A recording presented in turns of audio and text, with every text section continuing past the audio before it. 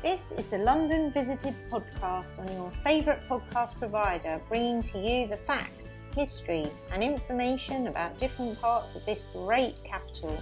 If you have been to London, are planning on visiting, live here or just love London from afar, then this is the podcast for you. Hi, I'm Steve and welcome to our podcast. We're here for all things London and to tell you more about some of the iconic places and people in London's history. In this episode, we cover part 1 of our look at St Paul's Cathedral, which has been requested on both video and podcast many times.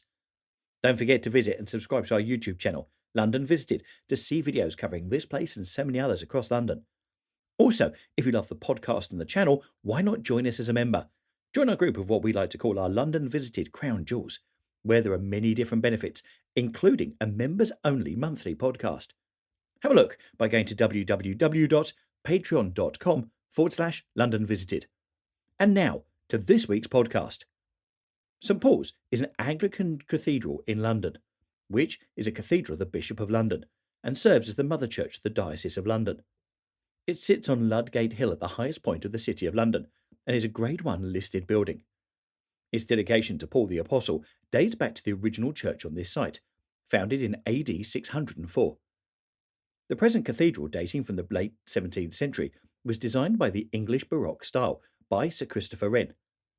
Its construction, completed in Wren's lifetime, was part of a major rebuilding programme in the city after the Great Fire of London. The earlier Gothic cathedral, Old St Paul's Cathedral, largely destroyed in the Great Fire, was a central focus for medieval and early modern London, including Paul's Walk and St Paul's Churchyard being the site of St Paul's Cross. The cathedral is one of the most famous and most recognisable sights of London. Its dome, framed by the spires of Wren's city churches, has dominated the skyline for over 300 years. At 365 feet high, it was the tallest building in London from 1710 to 1963. The dome remains among the highest in the world.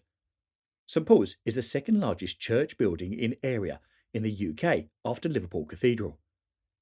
Services held at St Paul's have included the funerals of Admiral Nelson, the Duke of Wellington, Winston Churchill and Margaret Thatcher, Jubilee celebrations for Queen Victoria, peace services marking the end of the First and Second World Wars, the wedding of Prince Charles and Lady Diana Spencer, the launch of the Festival of Britain, and Thanksgiving services for the Silver, Golden and Diamond Jubilees and the 80th and 90th birthdays of Queen Elizabeth II.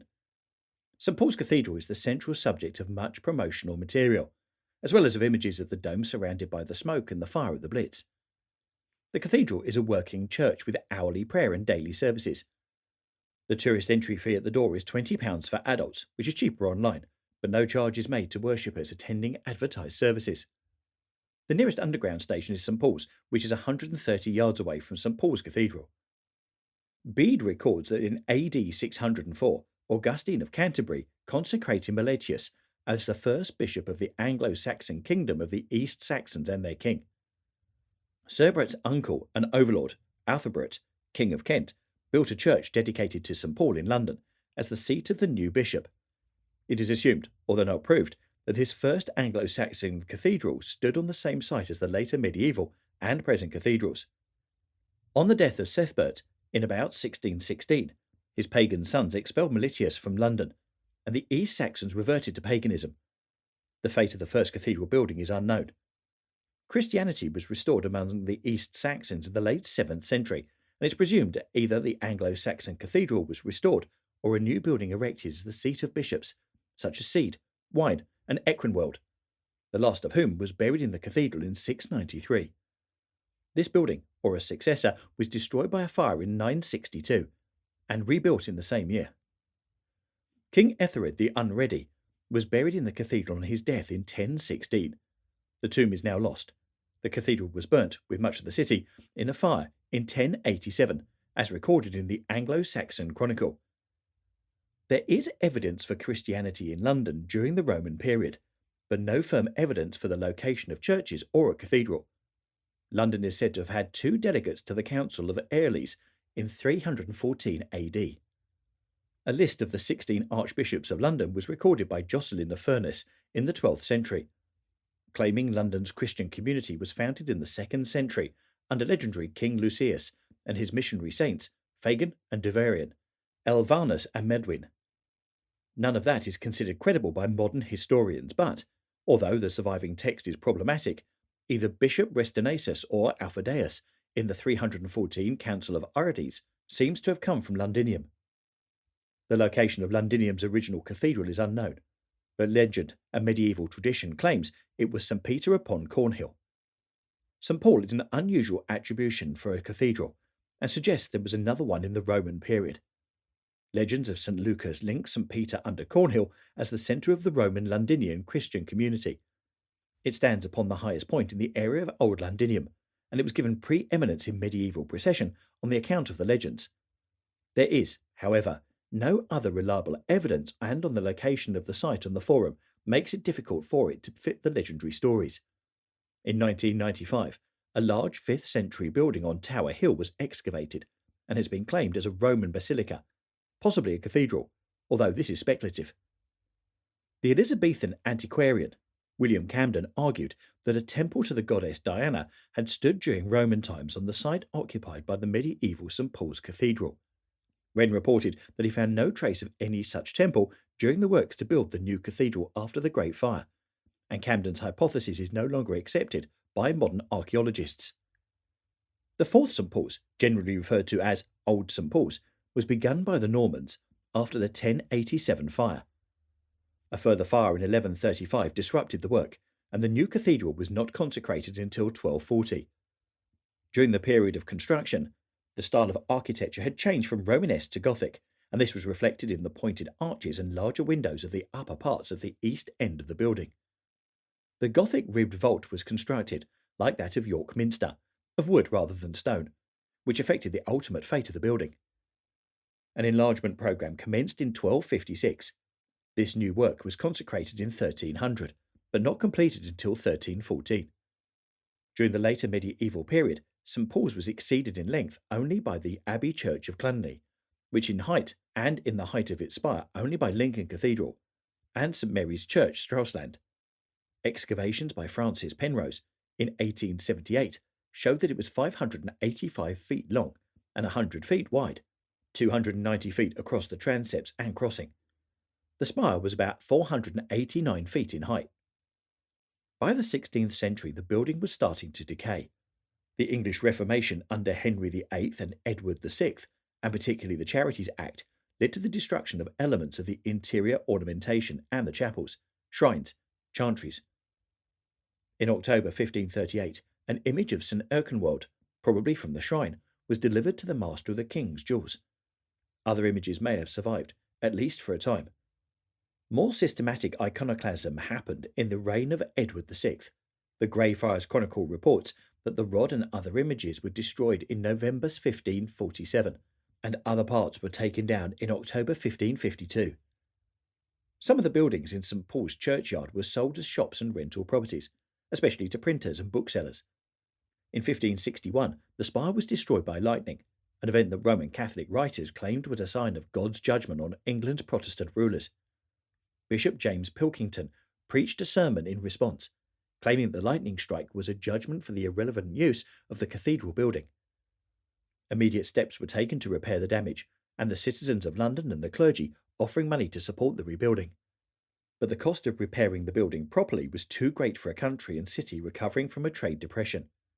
Instead, the roof was repaired and a timber roof put on the steeple. In the 1630s, a west front was added to the building by England's first classical architect, Inigo Jones. There was much defacing and mistreatment of the building by parliamentarian forces during the Civil War, and the old documents and charters were dispersed and destroyed. During the Commonwealth, those churchyard buildings that were razed supplied ready-dressed building materials for construction projects, such as the Lord Protector's City Palace, Somerset House. Crowds were drawn to the northeast corner of the churchyard, St. Paul's Cross, where open-air preaching took place. In the Great Fire of London of 1666, Old St. Paul's was gutted. While it might have been possible to reconstruct it, a decision was taken to build a new cathedral in a modern style. This course of action had been proposed even before the fire. The task of designing a replacement structure was officially assigned to Sir Christopher Wren on the 30th of July 1669. He had previously been put in charge of the rebuilding of churches to replace those lost in the Great Fire. More than 50 city churches were attributable to Wren. Concurrent with designing St Paul's, Wren was engaged in the production of his 5 tracts on architecture. Wren had begun advising on the repair of Old St Paul's in 1661, 5 years before the fire in 1666. The proposed work included renovations to interior and exterior to complement the classical facade, designed by Inigo Jones in 1630. Wren planned to replace the dilapidated tower with a dome, using the existing structure as a scaffold. He produced a drawing of the proposed dome, which shows his idea that it could span the nave, aisles, and the crossing. After the fire, it was first thought possible to retain a substantial part of the old cathedral, but ultimately the entire structure was demolished in the early 1670s. In July 1668, Dean William Sancroft wrote to Wren that he was charged by the Archbishop of Canterbury, in agreement with the bishops of London and Oxford, to design a new cathedral that was handsome and noble to all ends, and it to the reputation of the city and the nation. The design process took several years, but the design was finally settled and attached to a royal warrant, with the proviso that Wren was permitted to make any further changes that he deemed necessary. The result was the present St Paul's Cathedral, still the second largest church in Britain, with a dome proclaimed as the finest in the world. The building was financed by a tax on coal and was completed within its architect's lifetime, with many of the major contractors engaged for the duration. The topping out of the cathedral, when the final stone was placed on the lantern, took place on the 26th of October 1708, performed by Wren's son, Christopher Jr., and the son of one of the masons. The cathedral was declared officially complete by Parliament on the 25th of December 1711, Christmas Day. In fact, construction continued for several years after that, with the statues on the roof added in the 1720s. In 1716, the total costs amounted to £1,095,556, £165 million in today's money. On the 2nd of December 1697, 31 years and 3 months after the Great Fire destroyed Old St Paul's, the new cathedral was consecrated for use. The Right Reverend Henry Compton, Bishop of London, preached the sermon. It was based on the text of Psalm 122. I was glad when they said unto me, let us go into the house of the Lord. The first regular service was held on the following Sunday.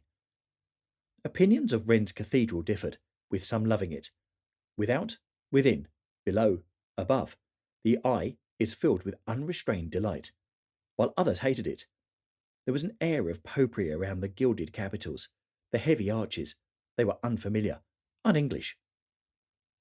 The cathedral survived the Blitz, although struck by bombs on the 10th of October 1940 and the 17th of April 1941. The first strike destroyed the high altar, while the second strike on the north transept left a hole in the floor above the crypt. The latter bomb is believed to have detonated in the upper interior above the north transept, and the force was sufficient to shift the entire dome laterally by a small amount. On the 12th of September 1940, a time-delayed bomb that had struck the cathedral was successfully defused and removed by a bomb disposal detachment of the Royal Engineers, under the command of Temporary Lieutenant Robert Davis.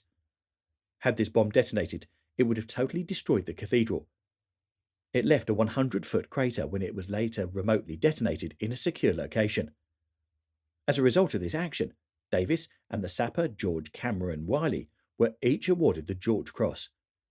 Davis's George Cross and other medals are on display at the Imperial War Museum in London. One of the best-known images of London during the war was a photograph of St Paul's taken on 29th of December 1940 during the Second Great Fire of London by photographer Herbert Mason from the roof of a building in Tudor Street, showing the cathedral shrouded in smoke. Lisa Jardine of Queen Mary, University of London, has written, wreathed in billowing smoke, amidst the chaos and destruction of war, the pale dome stands proud and glorious, indomitable. At the height of that air raid, Sir Winston Churchill telephoned the Guildhall to insist that all firefighting resources be directed at St Paul's. The cathedral must be saved, he said. Damage to the fabric would sap the morale of the country. Extensive copper, lead and slate renovation work was carried out on the dome in 1996 by John B. Chambers, a 15-year restoration project, one of the largest ever undertaken in the UK, and it was completed on the 15th of June 2011. St Paul's Cathedral is a busy church with 4 or 5 services every day, including Matins, Eucharist an evening prayer or choral evening song. In addition, the cathedral has many special services associated with the City of London, its corporation, guilds and institutions. The cathedral, as the largest church in London, also has the role in many state functions, such as the service celebrating the Diamond Jubilee of Queen Elizabeth II. The cathedral is generally open daily to tourists and has a regular programme of organ recitals and other performances. The Bishop of London is Sarah Mullally, whose appointment was announced in December 2017. The cathedral chapter is currently composed of 7 individuals: the Dean, 3 residentiary canons, one of whom, exceptionally, lay, 1 additional member of chapter and canon non-residentiary, ordained, and 2 lay canons. Each has a different responsibility in the running of the cathedral. As of the beginning of 2022, the Dean, David Ison, Precentor, James Milne, Treasurer, Jonathan Brewster, is responsible for finance and for the cathedral building. Chancellor, Paula Gooder. Additional member of chapter and canon non-residentiary, Sheila Watson. Lay canon, Pamela Jane Baxter. Also Deputy Director at the National Portrait Gallery, with experience in opera, theatre and visual arts. Lay canon, Sheila Nicol. She is also Head of Public Policy at Schroeder Investment Management. The Registrar, Emma Davis, from September 2015, is the cathedral's principal administrator and lay officer, and assists the cathedral chapter in its work. Overseeing more than 150 full-time staff, together with volunteers, she is a solicitor and was a senior civil servant prior to her appointment. The Director of Music is Andrew Carwood. Carwood was appointed to succeed Malcolm Archer as the Director of Music, taking up the post in September 2007. He is the first non-organist to hold the post since the 12th century. An organ was commissioned from Bernard Smith in 1694. In 1862, the organ from the Panopticon of Science and Art, the Panopticon organ, was installed in a gallery over the south transept door. The grand organ was completed in 1872, and the Panopticon organ moved to the Victoria Rooms in Clifton in 1873. The grand organ is the 5th largest in Great Britain in terms of number of pipes, 7,256, with 5 manuals, 136 ranks of pipes, and 137 stops, principally enclosed in an impressive case designed in Wren's workshop. St Paul's Cathedral has a full professional choir, which sings regularly at services. The earliest records of a choir date from 1127. The present choir consists of up to 30 boy choristers, 8 probationers, and the vicar's choral, 12 professional singers. In February 2017, the cathedral announced the appointment of the first female vicar choral, Caris Jones, to take up the role in September 2017. During school terms, the choir sings evensong 6 times per week, the service on Mondays being sung by a visiting choir, and that on Thursdays being sung by the vicar's choral alone. On Sundays, the choir also sings at Matins and the 11:30 a.m. Eucharist. Many distinguished musicians have been organists, choir masters and choristers at St Paul's Cathedral. So, I hope you've enjoyed our Part 1 look at St Paul's Cathedral, and we'll be back next week with Part 2, where we'll be looking at the development of the design of St Paul's Cathedral, the architecture both internally and externally as well. If you'd like to make contact with us or suggest any places you'd like us to feature in future podcasts, you can let me know through our website, www.londonvisited.co.uk, or through our social media. It's that easy. Thanks for listening. Really hope you enjoyed our Part 1 look at St Paul's Cathedral, and we'll see you soon for Part 2. Bye! Thanks for listening, and please don't forget to subscribe to get more shows direct to your device. Also, why not visit our London Visited YouTube channel to get even more of London. Catch you soon on the next one.